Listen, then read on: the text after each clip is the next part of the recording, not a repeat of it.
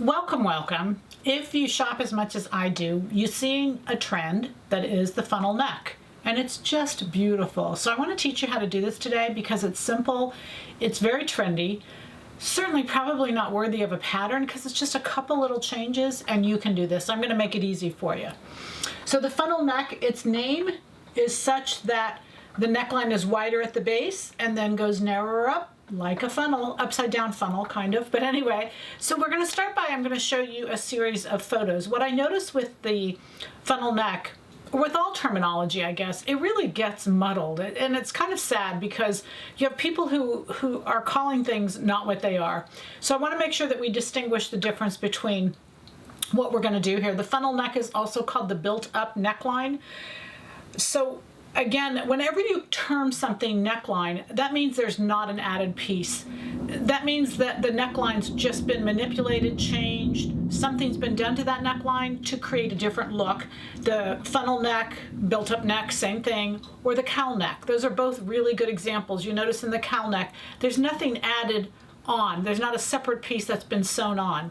So anytime we're talking about a collar, it means that literally another piece of fabric has been cut, drafted, whatever you want to call it, and sewn onto the garment. So there can be what's called a funnel collar. That's just a different from the funnel neckline. The neckline meaning there's no seams. The neckline literally has been changed as one. So we're going to just look at a few pictures just to make sure we understand the difference between the two. So in this first photo, what we see is this is an example of something I saw at Neiman's. This is a sweater. It's by Vince, and this literally, I just took it. You know, this is current. It's in the store right now. So this is a $500 little sweater, not cashmere, not anything, just, you know, the name Vince and the fact that it's in Neiman's makes it $500. But you can see that what I did is I first just wanted you to see what it looks like on the neck. The next photo that we're looking at is there was one on the mannequin and one laying down on a table, and I took the measurements, and this is for styling. So what you want to notice is how wide the neckline is and how high the neckline is, because those are variables when you start to make your funnel neckline. The next picture then shows us taller styling, but you know it's a funnel neckline because you can see no seaming. There's no seaming, it all goes into one. It's okay that it's taller and slouches down. There's nothing wrong with that. It's just a preference of styling, how tall you want to make it. You can only make it so tall, and if you make it taller, remember you have to change the angle because we're going to have a little sharper angle here. So there's not one right angle that is correct. Again, you just want to measure the styling of something you see, and then you can go from there. The next one I wanted you to see, because it's not a funnel neck and this is a turtleneck or something like it, because there's a seam that's been added there. Even if it's a knitted seam or a woven seam, it doesn't make a difference. If it's not all in one, it becomes a collar, not a neckline. Then the next one, this picture, I like it. I wanted you to see the difference between a facing that's been added and no facing. So in this particular case, there's no facing on there. You see that neckline's been raised, or built up, as we call it, and there's no facing there. It's kind of a raw form, and again, I really like it, so I wanted you to see the differences. And then in this last photo, I wanted you to see what a neckline looks like that has a facing on it. This one has a facing on it, and I'll show you how you can tell. And I like that look. The negative of this whole thing is you can see that there's no fit to that top at all. And to get the neckline, we shouldn't have to compromise fit. And that's the goal of today, is to take our base pattern, our sweater set, which we know we love, it fits, or any top that we want. And I'm going to show you how to add that neckline to it. In this particular case, I did sew the facing down to the neckline. And so it's turned over, and that also supports the funnel neck. But mainly what supports it is when I go to do this seam right here, the shoulder seam going into the neckline, that seam, I'm going to use a 5/8 inch seam allowance. And that 5/8 inch seam allowance opened and kept in there helps support the neckline. In fact, the neckline, this angle becomes taut to where it can't do anything but stand up. So it's really important to keep that seam allowance at 5/8. All right, so before we go look at the pattern, I want to talk about fabric. And obviously I made it twice because I wanted you to see the differences in fabric, which really isn't a lot. The only thing in this one that I have on is I did not stitch the facing down, and this one I did. I don't know why, just I wanted you to see the difference. Both cases are sweater set, and what I wanted you to see is in velvet. It's just beautiful in velvet. This is a mauve velvet. The fabric is $27.85. I used 2 yards, $27.85. It's just beautiful. So the funnel neck velvet, those are really strong trends for fall 2019, and a really great way to look very current. Then the one I have on is just a sweatshirt fabric, and it's soft, and I mean, it's amazing. So I decided that one was for dress and one was for just hanging at my house. This sherbet is $28.34 is the fabric, and again, I used 2 yards. Has great stretch. You just want to get something that you love, and anything that you love will look terrific on. Okay, I did lengthen both of them because I wanted to wear them just by themselves with a legging. So I went ahead and lengthened it. I lengthened mine 6 inches, but that's all up to you. All right, so what we're gonna do now is I'm taking my base 3 pieces, my sweater set front, my back, and my sleeve. Those are the 3 pieces I'm going to use. And what we're gonna do is we're gonna come in close and we're gonna go through the draft. So I'm gonna start with my sweater set. And I'm going to trace the neck edge. I would trace the whole thing.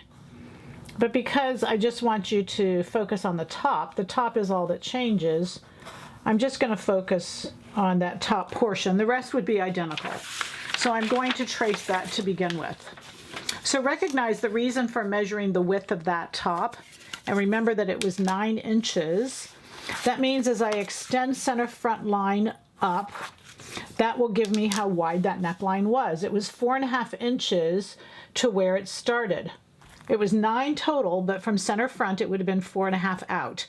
So this is actually the point where my neckline needs to start. All right, and once it starts there, then I'm going to make 2 lines. The first, and use your, I'm going to extend the shoulder line out too, because it'll just help me a little bit.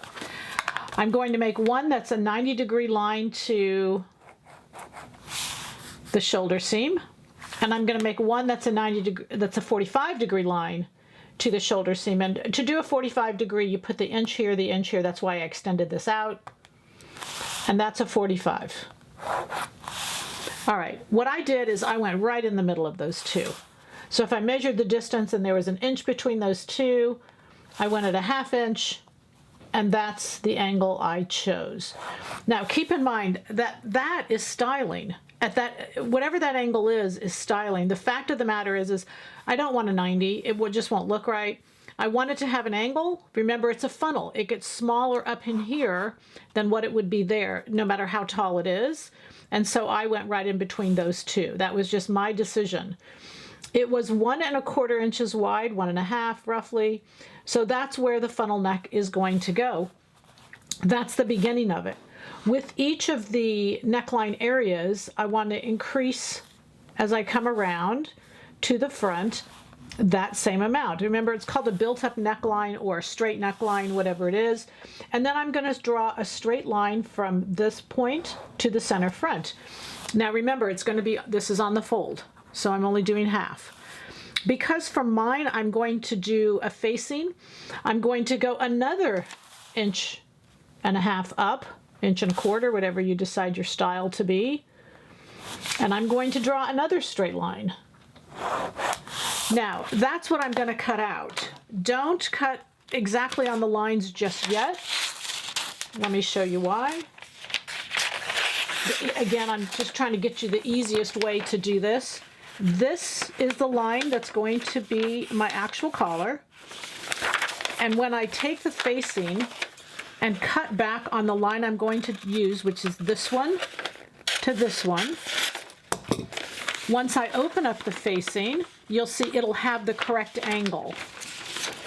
So this is center front, and that's not a problem. But you can see that I want my facing to hold into this neck edge, and if I have it like that, it will. And so that's the goal, is to leave extra there, and that's what my pattern's going to look like. It's going to come up center front, come across, and that will be my funnel neck. Yeah, do the exact same thing to the back. Do the exact same process to the back. It'll look a little different because it's the back. Now, the next key that I was mentioning is when you're doing this seam here, There's no seam allowance right now here. Add 5/8 here, and this has a 3/8, so add 1/8 of an inch here, or a 1/4 inch, I'm sorry. So you have the 5/8 all the way along the seam, and then when you sew the 5/8, it will stabilize that neckline and it will hold it up. And you're going to do that first. Well, I would finish this edge first. Our sewing process would be to finish this edge, and then finish the back edge, same thing, and then sew the shoulder seam. And then do your French darts, same as a t-shirt. It's very, very simple to do. So you can see that funnel neck is just fun and simple. Again, just when looking at this piece of paper, just because I realized there was part of that you could not see. Basically, just when you decide on your line and you want to add the facing in, just don't cut the facing until you fold it back, because the angle of that facing will change a little bit, and that way it will stay intact. And that seam allowance, add 5/8 here, a 1/4 inch along the shoulder line, and that's it. And you'll see that when you sew that, open up that seam, fold the facing down in, and then I just secure it. One little stitch here and one little stitch here. In this case, I stitched all along the base of the facing. That's just because I wanted to. I wanted to give it a little bit different look. Either way, there's not a good or a bad. So the goal is to make your funnel neck. Play around with it. You can see with styling, there's so many different things you can do. The only thing that I need to have is I need to have the angle, some type of angle that creates the funnel, and it's built in. It's all one. And then I want to make sure that I create that seam allowance, and that seam allowance will help hold it nicely. There are some times in some styles I've seen over the years that have moved darts into, if you're dealing with a woven, they've moved darts into the neckline, and those darts or that seam give it stability. That seam will help that stand up a little bit.